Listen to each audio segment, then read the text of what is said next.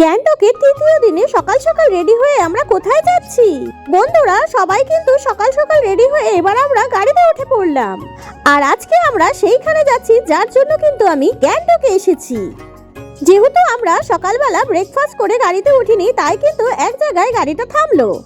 সেখান থেকে কিন্তু আমরা সবাই মিলে ব্রেকফাস্ট করে নিলাম।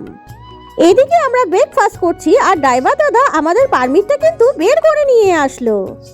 কালকের ব্লগে তোমাদেরকে বলেছিলাম যে আমরা পারমিট পাবো কিনা জানি না, তবে ছাঙ্গু লেকের ওদিকে কিন্তু বিশাল তুষারপাত এবং বৃষ্টি হচ্ছিল, তাই কিন্তু সব রাস্তা বন্ধ ছিল। তবে সকালবেলা ড্রাইভার দাদা আমাদেরকে ফোন করে বলল যে ওই দিকটায় খোলা আছে, তবে ছাঙ্গু এবং নাথুলাতে যেতে পারবো না, তার আগেই কিন্তু আমরা প্রচুর বরফ পেয়ে যাব।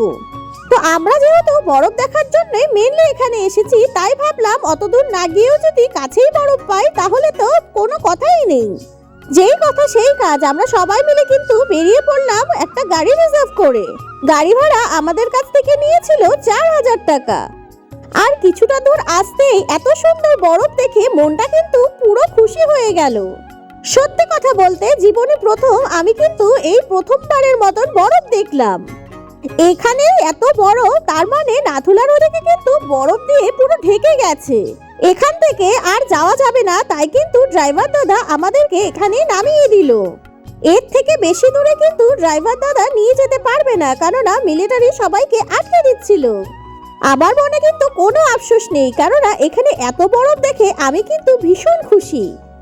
বরফের সব ভিডিও তো আস্তে আস্তে তোমাদের সবাইকে দেখিয়ে দিয়েছিলাম। আর এই ইয়াকগুলোকে কিন্তু আমি শুধুমাত্র ভিডিওর মাধ্যমে দেখেছিলাম, আজ কিন্তু একদম সামনাসামনি দেখে নিলাম। আমরা সবাই বরফে এসে যেন একদম বাচ্চাদের মতন হয়ে গিয়েছিলাম। তারপর আমরা বরফে যাবার জন্য কিন্তু শু রেন্টে নিয়ে আসলাম। এখানে শু রেন্ট 100 টাকা করে দিচ্ছিল।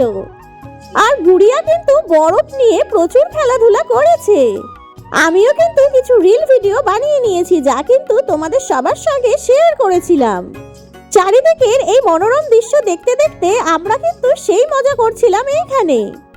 এপ্রিল মাসেও যে এত সুন্দর বরফ পাবো আমরা কিন্তু কল্পনাও করতে পারিনি।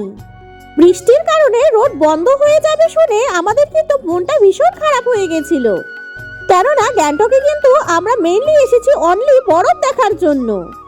তারপর মেয়ে এবং তার বাবা দুজনে মিলে কিন্তু ইয়াকের উপর উঠে নিল। আর এখানে ইয়াকের উপর উঠে শুধু ফটোশুট করার জন্য কিন্তু 100 টাকা করে দিতে হয়। অনেকক্ষণ আনন্দ করেছি, এবার পুরো হাত পা জমে যাচ্ছিল। তাই কিন্তু বেশি দেরি না করে আমরা চলে এসেছি মোমোর দোকানের সামনে। এখান থেকে মোমো এবং চা কিনে নিলাম। চা খেয়ে ভেতরটায় কিন্তু এখন একটু গরম গরম লাগছিল। এই কদিনের জার্নি এবং ক্লান্তি কিন্তু এক নিমেষে সব দূর হয়ে গেছে এই বরফ দেখতে পেয়ে। এবার কিন্তু এখান থেকে আমরা চলে যাব, কেননা সামনে আরো কিছু সাইট সিন আছে, সেগুলো দেখব। আর আমরা যেহেতু সকাল সকাল এখানে এসেছিলাম, তাই কিন্তু বেশি দেরি হয়নি। এখন প্রায় 11:30 বাজে, আর এখন কিন্তু আমরা এখান থেকে বেরিয়ে যাব। বরফে আসলে যদি শ্বাসকষ্ট হয় এবং শরীর গরম করার জন্য কিন্তু আমরা পপকর্ন নিয়ে এসেছিলাম। তবে ঠাকুরের আশীর্বাদে আমাদের কিন্তু কোনো প্রবলেম হয়নি। এখানে মেয়ে কিন্তু ড্রাইভার দাদার সঙ্গে খুব আনন্দ করে বরফ নিয়ে খেলছিল। আর চারিদিকে পাহাড়ের গায়ে এই সাদা বরফের চাদর দেখে আমাদের কিন্তু ভীষণ ভালো লাগছিল। এবার আমরা গাড়িতে উঠে পড়েছি আমরা আরেকটা মন্দিরে যাওয়ার জন্য। আর ওই দেখো রাস্তায় এতটা জ্যাম লেগে গেছে। সত্যি সকাল সকাল এসেছি বলে কিন্তু আমরা অতটা জ্যাম পাইনি এবং খুব সুন্দরভাবে আমরা এখানে ঘুরতে পেয়েছিলাম। জীবনে প্রথম বরফ দেখার অভিজ্ঞতা কিন্তু আমার খুব সুন্দর হয়েছিল। টাটা বন্ধুরা।